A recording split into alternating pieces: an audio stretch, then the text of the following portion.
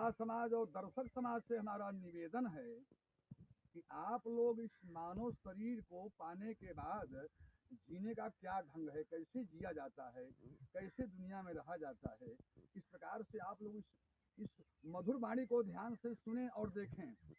यह जो जीवन है, इस जीवन को जीने के लिए, चलने के लिए किस प्रकार से हमारा भोजन पदार्थ हो, कितना हम नींद लें।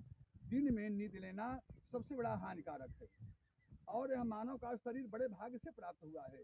देवता लोग भी परेशान हो जाते हैं इस मनुष्य शरीर को पाने के लिए।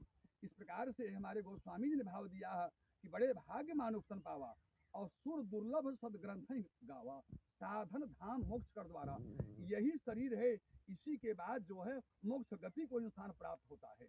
ऐसा कुछ कर्म करने का प्रयास करें। हमारे श्रोता समाज, भक्त समाज, दर्शक समाज से मैं निवेदन कर रहा हूँ। श्याम पांडे, आकाशवाणी प्रसार भारती प्रयागराज, श्री राम कथावाचक।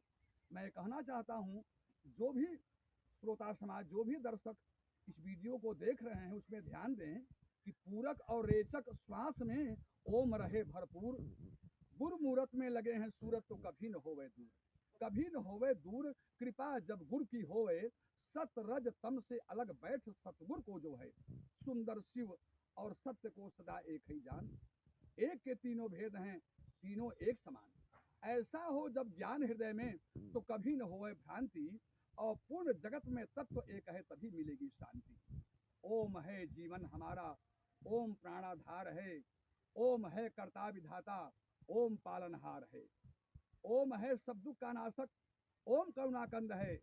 इस प्रकार से इस जीवन को सत्य भाव में चलने के लिए सत्यवाणी का प्रयोग करें, अनिष्ट भाव से दूर रहने का प्रयत्न करें और कम भोजन लेने का प्रयत्न करें।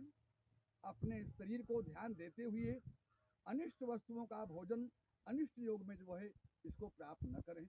चारपाई पर बैठ करके भोजन न पदार्थ लें और पृथ्वी माता पर बैठ करके जो है पूरब मुख दिशा करके या उत्तर दिशा बैठ करके मुख करके जो है प्रसाद को ग्रहण करें। इस प्रकार से मैं जो भी कह रहा हूँ, श्री राम कथा या श्रीमद् भागवत महापुराण का जो भी शब्द हैं, उस शब्दों का मैं प्रयोग कर रहा हूँ।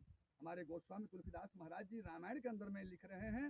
हर प्रकार से आप लोग सभी सर्वज्ञ हैं, सब कुछ जाने वाले हैं, बुद्धि का प्रकाश है आप लोगों के अंदर में।